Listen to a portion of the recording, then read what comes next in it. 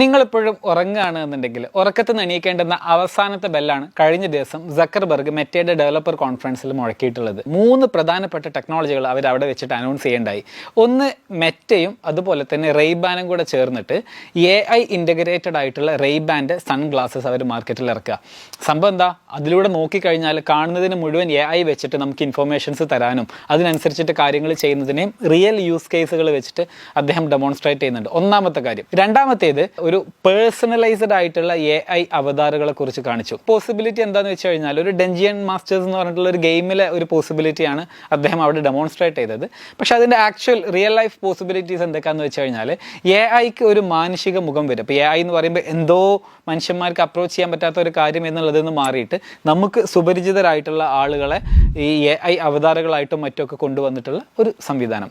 മൂന്നാമത് അവർ കൊണ്ടുവന്ന ഒരു കാര്യം എന്താണെന്ന് വെച്ച് കഴിഞ്ഞാൽ മെറ്റയുടെ Quest 3 എന്ന് പറഞ്ഞിട്ടുള്ള മിക്സഡ് റിയാലിറ്റി ഹെഡ്സെറ്റുകൾ. എന്താണ് ഫിസിക്കൽ, എന്താണ് റിയൽ എന്നുള്ള രീതിയിലേക്കൊക്കെ മാറും അത്ര. അതായത് വിർച്വൽ വേൾഡും റിയൽ വേൾഡും കൂടെ മിക്സ് ചെയ്തിട്ടുള്ള മിക്സഡ് റിയാലിറ്റി എൻവയോൺമെൻറ്റുകൾ. ഇപ്പം നമുക്കൊരു ടേബിളൊക്കെ ഉണ്ട് നമ്മുടെ റൂമിനകത്ത് നിന്ന് വെക്കുക. ആ ടേബിളിൻ്റെ മേലെ മിക്സഡ് റിയാലിറ്റിയിൽ അവിടെ വേണമെന്നുണ്ടെങ്കിൽ നമുക്കൊരു ഗെയിമിങ്ങിൻ്റെ കാര്യങ്ങളെല്ലാം കൊണ്ടുവന്നിട്ട് അവിടെ വെച്ചിട്ട് നമുക്ക് ഗെയിം കളിക്കാം. അപ്പോൾ നേരെ ഇത് ഈ ഹെഡ്സെറ്റ് വെച്ച് കഴിഞ്ഞാൽ ഏതാണോ നമ്മൾ കളിക്കേണ്ടുന്ന ഗെയിം അത് നമ്മുടെ മുൻപിലുണ്ടാകും. ഇനി ആ ഗെയിം ഓരോന്ന് വേണമെന്നുണ്ടെങ്കിൽ സ്വിച്ച് ചെയ്തുകൊണ്ടേയിരിക്കും. ഇപ്പോൾ സ്നൂക്കർ ടേബിൾ വേണോ അതുണ്ടാകും, അതല്ലെങ്കിൽ വേറെ ഏതെങ്കിലും ഗെയിം വേണോ അതുണ്ടാകും. അതൊക്കെ അങ്ങനെ കൊണ്ടുവരാൻ പറ്റുന്ന രീതിയിൽ തുടങ്ങിയിട്ട് നമ്മളൊരു സ്ഥലത്ത് ഇരിക്കുകയാണെന്നുണ്ടെങ്കിൽ നമുക്കൊരു പെർട്ടിക്കുലർ ഗെയിം ചുമര് തുളച്ച് വരുന്ന രീതിയിൽ റോക്കറ്റുകളൊക്കെ വരുന്നത് നമ്മളതിനെ തട്ടിമാറ്റുന്ന രീതിയിലേക്കുള്ള അങ്ങനെയുള്ള ഒരുപാട് ഗെയിമിംഗ് എക്സ്പീരിയൻസ് ഇതിൻ്റെ ഒരു ഭാഗമാണ്.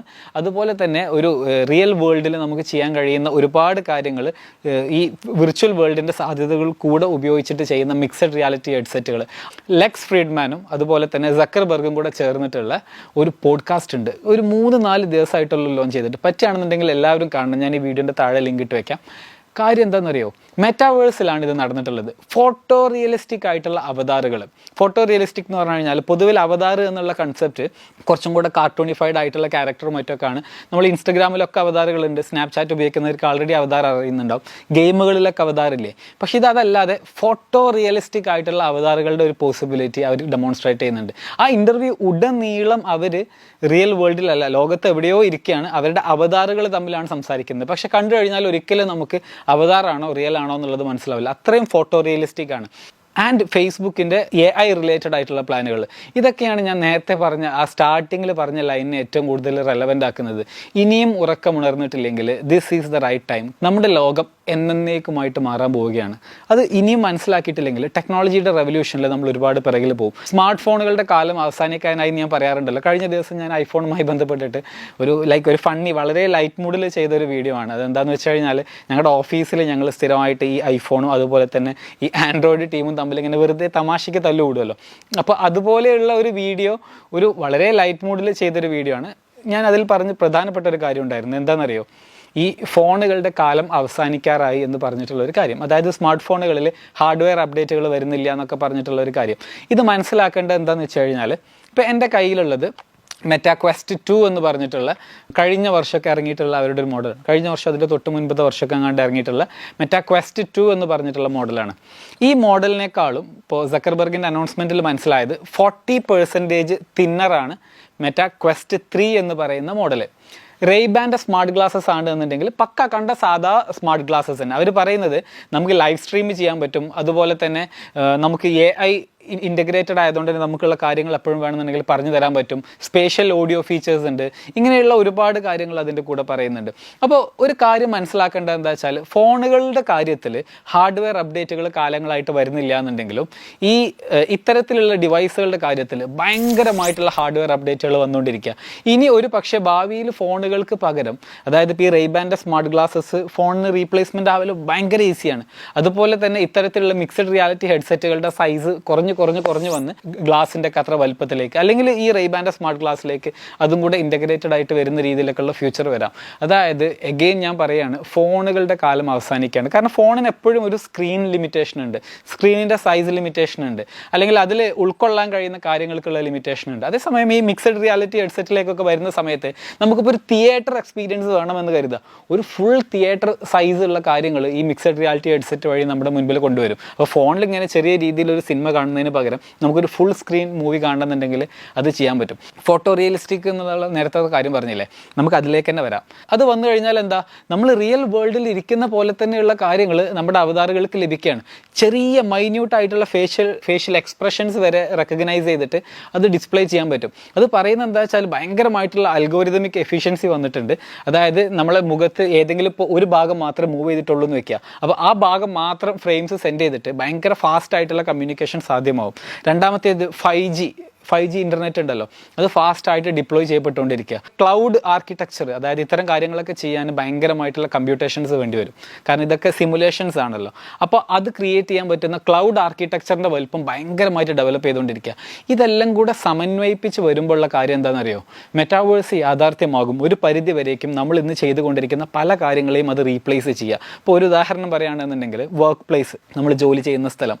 പലപ്പോഴും നമ്മൾ നമ്മുടെ നാട്ടിൽ നിന്ന് തന്നെ ഹയർ ചെയ്യാൻ നോക്കുക, നമുക്ക് ലോക്കലി ആൾ അവൈലബിൾ ആകണം എന്നുള്ളൊരു ആവശ്യത്തിനായിരിക്കും. അല്ലെങ്കിൽ പല കമ്പനികളും അങ്ങനെ ഡിസിഷൻസ് മേക്ക് ചെയ്യാറുണ്ട്. പക്ഷേ ഇത് റാഡിക്കൽ ആയിട്ടുള്ള മാറ്റങ്ങൾക്ക് വിധേയമാകും. ഒരു ഫോട്ടോ റിയലിസ്റ്റിക് ആയിട്ടുള്ള അവതാറുകളും അതുപോലെ തന്നെ ഒരു ട്രൂ മെറ്റാവേഴ്സ് എക്സ്പീരിയൻസും വരികയാണെന്നുണ്ടെങ്കിൽ നമുക്ക് എവിടെ ലോകത്ത് ഏത് ഭാഗത്തും ആവാം, നമ്മൾ ആയിരക്കണക്കിന് കിലോമീറ്റർ അപ്പുറത്താവാം, പക്ഷെ വളരെ ഫോട്ടോ റിയലിസ്റ്റിക് ആയിട്ട് നമുക്ക് ഒരു ലാറ്റൻസിയും കൂടാതെ എല്ലാ ഫേഷ്യൽ എക്സ്പ്രഷൻസും ലഭിച്ചുകൊണ്ട് തന്നെ ഞാൻ ഈ ഫോട്ടോ റിയലിസ്റ്റിക് എന്നുള്ളതും ഫേഷ്യൽ എക്സ്പ്രഷൻസ് എന്നുള്ളതിനും കൂടുതൽ ഇമ്പോർട്ടൻസ് കൊടുക്കുന്നത് എന്താണെന്നറിയോ, അതായത് നമ്മൾ ഈ ഒരു റൂമിൽ ഇരുന്ന് വർക്ക് ചെയ്യുന്ന പോലെ തന്നെ വർക്ക് ചെയ്യാൻ പറ്റുന്ന രീതിയിലുള്ള മെറ്റാവേഴ്സ് എക്സ്പീരിയൻസ് കൊണ്ടുവരാൻ പറ്റും. മെറ്റാവേഴ്സിനെ നമ്മുടെ ആൾക്കാർക്ക് അധികവും പരിചയം ഉണ്ടാകുക അതിൻ്റെ പേരിൽ നടക്കുന്ന സ്കാമുകളിലായിരിക്കും. അതുപോലെ തന്നെ ഇപ്പോഴും ഉണ്ട് മെറ്റാവേഴ്സ് സ്വന്തമായിട്ട് ഉണ്ടാക്കും എന്നൊക്കെ പറഞ്ഞിട്ട് ഒരുപാട് സ്കാമുകളൊക്കെ നമ്മുടെ നാട്ടിൽ ഇപ്പോഴും നടന്നുകൊണ്ടിരിക്കുന്നുണ്ട്. ഒരു കാര്യം മനസ്സിലാക്കേണ്ടത് എന്താണെന്നറിയോ, ഫേസ്ബുക്ക് പോലെയുള്ള ഒരു വലിയ കമ്പനി ബില്യൺസ് ഇൻവെസ്റ്റ് ചെയ്തിട്ട് പോലും അവർക്ക് പ്രോപ്പർ മെറ്റാവേഴ്സ് എക്സ്പീരിയൻസ് ഉണ്ടാക്കി തരാൻ കുറേ ടൈം എടുത്തില്ലേ. നമ്മൾ ഫേസ്ബുക്കിനെ പലപ്പോഴും കാണാം, അല്ലെങ്കിൽ ഫേസ്ബുക്ക്, ഇൻസ്റ്റാഗ്രാം, വാട്സപ്പ് എന്നൊക്കെ പറയുന്ന അവരുടെ ഒരു കംപ്ലീറ്റ് എക്കോസിസ്റ്റം ഉണ്ടല്ലോ, പലപ്പോഴും ഒരു സോഷ്യൽ മീഡിയയുടെ പെർസ്പെക്റ്റീവിലൂടെ മാത്രമാണ് കാണുക. പക്ഷേ ഇന്ന് real world AI scenarios create ചെയ്യുന്നതിൽ, അതിനോടനുബന്ധിച്ചിട്ട് ഓഗ്മെൻറ്റഡ് റിയാലിറ്റി, മിക്സഡ് റിയാലിറ്റി സ്പേസുകൾ ക്രിയേറ്റ് ചെയ്യുന്നതിൽ ഒക്കെ ഭയങ്കരമായിട്ടുള്ള സ്ട്രാറ്റജിക്കും അല്ലെങ്കിൽ ഫോർവേഡ് തിങ്കറുമാണ് സക്കർബർഗ് എന്നുള്ള ഒരു യാഥാർത്ഥ്യം നമ്മൾ ഇതിൻ്റെ കൂടെ കൂട്ടി വായിക്കേണ്ടതുണ്ട്. അപ്പോൾ ഒരു കാര്യം ഞാൻ വീണ്ടും പറയുകയാണ്, ഇത്തരത്തിലുള്ള സ്കാമുകളിൽ പോയിട്ട് പെടാതിരിക്കുക. നമ്മൾ ഈ ടെക്നോളജികളെ കുറിച്ചും മറ്റുമൊക്കെ അറിയുക, ഭയങ്കര ഇതിൻ്റെ അവയർനെസ് ഉണ്ടാവുക എന്നുള്ളത് ഇമ്പോർട്ടൻ്റ് ആണ്. പക്ഷെ അതിന്ന് ഡെയിലി ഇത്ര രൂപ ലാഭം കിട്ടുമെന്ന് പറഞ്ഞിട്ടുള്ള സ്കീമിൽ ആരും പോയിട്ട് പെടാതിരിക്കുക. ഇത് ഭയങ്കര ഇമ്പോർട്ടൻ്റ് ആണ് കേട്ടോ. എൻ്റെ വീഡിയോകൾ ഇത്തരത്തിലുള്ള സ്കീമുകൾ പ്രൊമോട്ട് ചെയ്യാൻ വേണ്ടിയിട്ട് ഞാൻ സംസാരിക്കുന്നത് ടെക്നോളജിയെക്കുറിച്ചായിരിക്കും, പക്ഷേ ആ ടെക്നോളജീനെ മനസ്സിലാക്കി കൊടുക്കാൻ നമ്മുടെ വീഡിയോ ഉപയോഗിക്കും. എന്നിട്ട് അതിൻ്റെ താഴെ ഒരു ഇൻകം ഡിസ്ട്രിബ്യൂഷൻ പ്രോഗ്രാം അനൗൺസ് ചെയ്തിട്ട് വർക്ക് ചെയ്യുന്ന ചില കമ്പനികൾക്കൊക്കെ എതിരെ ഞാൻ സോഷ്യൽ മീഡിയയിൽ മുൻപ് സംസാരിച്ചിട്ടുണ്ട്. അപ്പോൾ അത്തരത്തിലുള്ള ഒരു കാര്യം ഞാൻ എഗെയിൻ പറയുകയാണ്, ഈ ടെക്നോളജികൾ റിയൽ ആയിട്ട് മനസ്സിലാക്കുക. ഇത് ഭയങ്കര പൊട്ടൻഷ്യലുള്ള ടെക്നോളജിയാണ്, പക്ഷേ അതിൻ്റെ പേരിൽ നടക്കുന്ന സ്കാമുകളിൽ പെടാതിരിക്കുക. ഇത് ഹ്യൂജ് ആയിട്ടുള്ള ഇൻവെസ്റ്റ്മെൻറ്റ് ആവശ്യമുള്ള ഒരു മേഖലയാണ്. ഭയങ്കരമായിട്ടും വലിയ തോതിൽ കമ്പ്യൂട്ടേഷൻ കപ്പാസിറ്റി ആവശ്യമാണ്. അതുപോലെ തന്നെ ഇതിനൊരു കംപ്ലീറ്റ് എക്കോസിസ്റ്റം ക്രിയേറ്റ് ചെയ്യണം, ഇതിലേക്ക് ആളുകൾ വരണം, അത്തരം കാര്യങ്ങളൊക്കെ ചെയ്യണം. അപ്പോൾ ഇന്ന് ഇത് ഏറ്റവും നല്ല രീതിയിൽ എക്സിക്യൂട്ട് ചെയ്യാൻ ഇന്ന് ലോകത്ത് ആർക്കെങ്കിലും കഴിയുന്നുണ്ടെങ്കിൽ അതിൽ ഏറ്റവും പോസിബിലിറ്റി ഉള്ള ഒരു കമ്പനി നമ്മുടെ മെറ്റയാണ്, അല്ലെങ്കിൽ ഫേസ്ബുക്കാണ്, അല്ലെങ്കിൽ സക്കർബർഗിൻ്റെ ടീമാണെന്ന് പറയാം. അപ്പോൾ അവരിപ്പോൾ കൊണ്ടുവന്നിട്ടുള്ള ഫോട്ടോ റിയലിസ്റ്റിക് ആയിട്ടുള്ള അവതാറുകൾ plus artificial intelligence plus high band വിഡ്ത്തുള്ള ഇൻ്റർനെറ്റ്, അതിൻ്റെ കൂടെ ഇൻ്റർനെറ്റ് ഓഫ് തിങ്സും കൂടെ ചേർന്ന് കഴിഞ്ഞ് കഴിഞ്ഞാൽ നമുക്ക് ഈവൻ ഒരു പരിധി വരേക്കും ഫിസിക്കൽ ടച്ചിൻ്റെ സാധ്യതകൾ, അങ്ങനെ ഒരുപാട് കാര്യങ്ങൾ സമ്മേളിക്കാൻ കഴിയുന്ന രീതിയിലേക്കുള്ള ഒരു ഇൻഫ്രാസ്ട്രക്ചർ ഇന്ന് ഏറെക്കുറെ റെഡി ആയി കഴിഞ്ഞു. നമ്മുടെ എല്ലാ മേഖലകളിലും പ്രകമ്പനം സൃഷ്ടിക്കുമെന്ന് വേണം തന്നെ നമ്മൾ കരുതാൻ. റീസൺ എന്താണെന്ന് വെച്ച് കഴിഞ്ഞാൽ, ആലോചിച്ച് നോക്കുക, നമ്മൾ മനസ്സിലാക്കാത്ത ഒരു കാര്യം പറയുകയാണ്. ഒന്ന്, ഫോണുകളുടെ വിപണി അപ്പാടെ മാറി മറിഞ്ഞേക്കാം. ഇന്നിറങ്ങുന്ന സ്ലാബ് ടൈപ്പ് ഫോണുകളല്ല, ഭാവിയിൽ ഒരു പക്ഷേ അതൊരു സ്മാർട്ട് ഗ്ലാസ്സിൽ ഒതുങ്ങിയേക്കാം. അതല്ലെങ്കിൽ വളരെ തിന്നായിട്ടുള്ള മിക്സഡ് റിയാലിറ്റി, വിർച്വൽ റിയാലിറ്റി ഹെഡ്സെറ്റുകളിലേക്ക് മാറിയേക്കാം. നമ്മൾ ഈ ഹെഡ്സെറ്റ് വെച്ച് എപ്പോൾ നടന്നാലും കുഴപ്പമില്ല. മിക്സഡ് റിയാലിറ്റി ഹെഡ്സെറ്റ് ആണെന്നുണ്ടെങ്കിൽ റിയൽ വേൾഡ് എന്താണെന്നുള്ളത് നമുക്ക് എപ്പോഴും ഇങ്ങനെ കാണാനും പറ്റും. അതേസമയം അതിലേക്ക് അഡീഷണൽ ആയിട്ട് നമുക്ക് കാര്യങ്ങൾ കൊണ്ടുവരാനും പറ്റും. ഇപ്പോൾ നമ്മളൊരു റൂമിനകത്താണ് ഇരിക്കുന്നതെന്ന് വെക്കാം, ആ മിക്സഡ് റിയാലിറ്റി ഹെഡ്സെറ്റ് വെച്ച് കഴിഞ്ഞാൽ അതില്ലാണ്ട് കാണുന്ന സമയത്ത് കാണാത്ത പല കാര്യങ്ങളും ഈ ഹെഡ്സെറ്റ് വെച്ച് കഴിഞ്ഞ് കഴിഞ്ഞാൽ നമ്മുടെ മുൻപിൽ ഇങ്ങനെ ഡിജിറ്റൽ ആയിട്ടുള്ള പല ഒബ്ജക്റ്റുകളും കാണാൻ പറ്റും. ഈ ലെക്സ് ഫ്രീഡ്മാനും അതുപോലെ സക്കർബർഗും ചേർന്നിട്ടുള്ള ഇൻ്റർവ്യൂവിൽ അദ്ദേഹം പറയുന്നത് എന്താണെന്ന് വെച്ചാൽ, നമ്മുടെ ഒരു ഫിസിക്കൽ വേൾഡിൻ്റെ പല പരിമിതികളെയും ഈ ഡിജിറ്റൽ വേൾഡ് വെച്ചിട്ട് നമുക്ക് മാസ്ക് ചെയ്യാനോ അല്ലെങ്കിൽ ഇമ്പ്രൂവ് ചെയ്യാനോ പറ്റും. അപ്പോൾ ഭാവിയിൽ നമ്മളൊരു റിയൽ വേൾഡ് എന്ന് പറയുന്ന സമയത്ത് അത് ഇതെല്ലാം കൂടെ ചേർന്നതാവും. അല്ലാതെ നമ്മൾ റിയൽ വേൾഡ് എന്ന് പറയുമ്പോൾ ഫിസിക്കലായിട്ട് നമ്മൾ എക്സിസ്റ്റ് ചെയ്യുന്നതിനെയാണല്ലോ റിയൽ വേൾഡ് എന്ന് പറയാം. പക്ഷേ അങ്ങനെയുള്ളൊരു ഡെഫിനിഷൻ എന്ന് മാറിയിട്ട് ഈ ഫിസിക്കൽ വേൾഡും വിർച്വൽ വേൾഡും കൂടെയുള്ള ഒരു സമ്മിശ്ര രൂപത്തിനായിരിക്കും ഭാവിയിൽ റിയൽ വേൾഡ് എന്നൊക്കെ പറയാമെന്നൊക്കെ അദ്ദേഹം പറയുന്നുണ്ട്. അപ്പോൾ ഇങ്ങനെ ഭയങ്കര റെവല്യൂഷണറി ആയിട്ടുള്ള സ്റ്റെപ്പുകൾ ഇത് നമ്മുടെ ജോബിലും ബിസിനസ്സിലൊക്കെ വരുത്താൻ സാധ്യതയുള്ളൊരു മാറ്റങ്ങൾ ഞാൻ പറഞ്ഞല്ലോ. ജോബിൻ്റെ കാര്യത്തിൽ കോമ്പറ്റീഷൻ ഭയങ്കരമായിട്ട് കൂടും. റീസൺ എന്താണെന്ന് വെച്ച് കഴിഞ്ഞാൽ നമ്മൾ ലോകത്ത് ഏത് ഭാഗത്ത് വേണമെങ്കിലും എക്സിസ്റ്റ് ചെയ്യാം. പക്ഷേ ഇങ്ങനെ ഫോട്ടോ റിയലിസ്റ്റിക് അവതാരങ്ങളും 5G ഇൻ്റർനെറ്റ് കണക്ടിവിറ്റി ഒക്കെ ഉണ്ടെന്നുണ്ടെങ്കിൽ നമ്മൾ സ്ഥലം എവിടെയാണ് എന്നുള്ളത് വിഷയമാകില്ല. പകരം നമ്മൾ എവിടെയാണ് എന്നുണ്ടെങ്കിലും നമുക്ക് ഒരേ രീതിയിൽ കൊളാബറേറ്റ് ചെയ്യാനും ഒരു റൂമിനകത്ത് ഇരിക്കുന്ന പോലെ പ്രവർത്തിക്കാനൊക്കെ പറ്റുന്ന സാധ്യതകൾ. അതുപോലെ തന്നെ ഈ AI അവതാറുകൾ മറ്റുമൊക്കെ ഇപ്പോൾ നമുക്ക് ഇഷ്ടമുള്ള ഒരു ഐൻസ്റ്റീൻ വന്ന് നമ്മളെ പഠിപ്പിക്കാമെന്ന് കരുതുക. ഞാൻ ആ ഒരു പോസിബിലിറ്റി ആലോചിച്ചു. അപ്പോൾ സ്നൂപ്പ് ഡോഗ് വന്നിട്ട് ഒരു ഗെയിമിൽ ഈ ഡഞ്ചൻ മാസ്റ്റേഴ്സ് എന്നുള്ളതിൽ ഒരു മാസ്റ്റർ ഉണ്ടാവും. എന്നിട്ട് ലൈക്ക് ആ ഗെയിമിനെ പറ്റി എനിക്ക് ശരിക്കും നന്നായിട്ട് അറിയില്ല. ഞാൻ ഗൂഗിൾ ചെയ്തപ്പോൾ മനസ്സിലായത് എന്താണെന്ന് വെച്ച് കഴിഞ്ഞാൽ ഗെയിമിൽ നമ്മൾ ഓരോ കാര്യങ്ങൾ ചെയ്യണം. എന്നിട്ട് ഈ മാസ്റ്റർ നമ്മുടെ ഗെയിമിൻ്റെ ആക്ഷൻസ് എന്തൊക്കെയാണ്, അതിൻ്റെ കോൺസിക്വൻസസ് എന്തൊക്കെയാണെന്ന് നമുക്ക് പറഞ്ഞു തരാൻ ചെയ്യാം. ബേസിക്കലി ഈ ഗെയിമിനെ ഇങ്ങനെ കണ്ടിട്ട് നമ്മളെ സ്റ്റെപ്സിനെ മറ്റൊക്കെ ഗൈഡ് ചെയ്യുന്ന ഒരാളെ പോലെ. ഇതേ സിനാരിയോ എഡ്യൂക്കേഷനിലും മറ്റൊക്കെ ഒന്ന് ആലോചിച്ച് നോക്കി.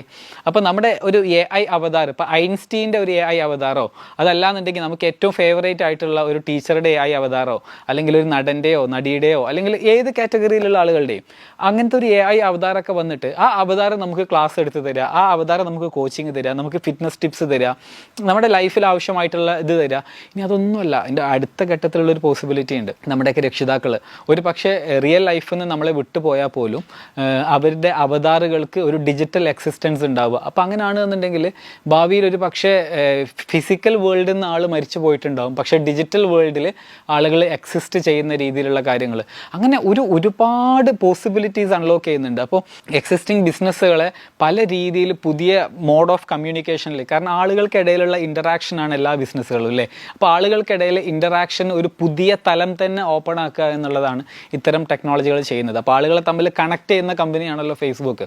അവരുടെ ഫേസ്ബുക്ക് ആയാലും ഇൻസ്റ്റഗ്രാം ആയാലും വാട്സപ്പ് ആയാലും ഒക്കെ നമ്മളിന്ന് ഉപയോഗിക്കുന്നുണ്ട്. അപ്പോൾ അവരതിലേക്ക് ഒരു പുതിയ ലെയർ ആഡ് ചെയ്യാണ്, അത് 3 ഡയമെൻഷനിൽ ഫോട്ടോ റിയലിസ്റ്റിക് ആയിട്ടുള്ള ഒരു വേൾഡിലേക്ക്. അപ്പോൾ അവതാറുകളെ നമ്മളൊരു കോമഡി കാർട്ടൂണിക് ആയിട്ടുള്ള അവതാറുകൾ ഉപയോഗിക്കുന്നതിന് പകരം ഫോട്ടോ റിയലിസ്റ്റിക് ആവുകയാണ്. അപ്പോൾ ഇങ്ങനെയുള്ള ഒരുപാട് അനൗൺസ്മെൻറ്റുകൾ അലോങ് വിത്ത് സ്മാർട്ട് ഫോണുകളുടെയൊക്കെ അന്തകനാവാൻ കാപ്പബിലിറ്റിയുള്ള മിക്സഡ് റിയാലിറ്റി ഹെഡ്സെറ്റുകൾ, അതുപോലെ റെയ്ബാൻ്റെ സ്മാർട്ട് ഗ്ലാസ്സുകൾ വിത്ത് മെറ്റയുടെ AI, ഇതൊക്കെ നമ്മുടെ ഫ്യൂച്ചറിനെ എന്നേക്കുമായിട്ട് മാറ്റും, നമ്മുടെ ജോബുകളെ എന്നേക്കുമായിട്ട് മാറ്റും.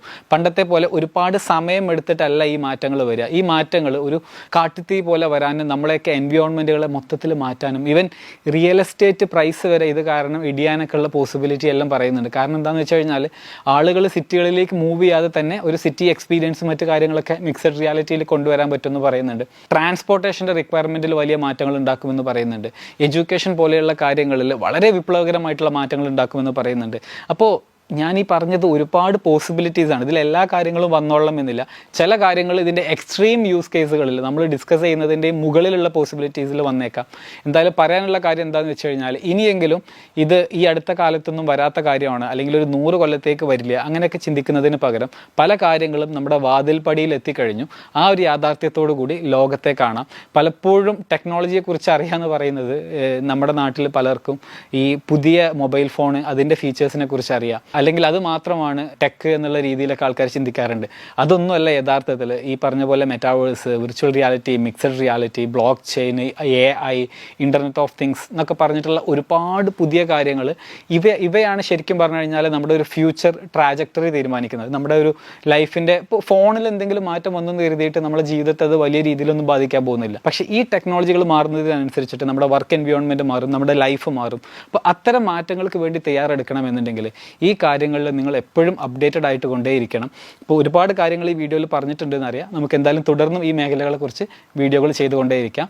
ഈ വിഷയങ്ങളിൽ ആരെങ്കിലും ഇനിയും ബോധവൽക്കരണം നടന്നിട്ടില്ല എന്ന് നിങ്ങൾ കരുതുന്നുണ്ടെങ്കിൽ അത്തരക്കാർക്ക് ഈ കണ്ടന്റ് ഷെയർ ചെയ്തുകൊണ്ടേയിരിക്കുക.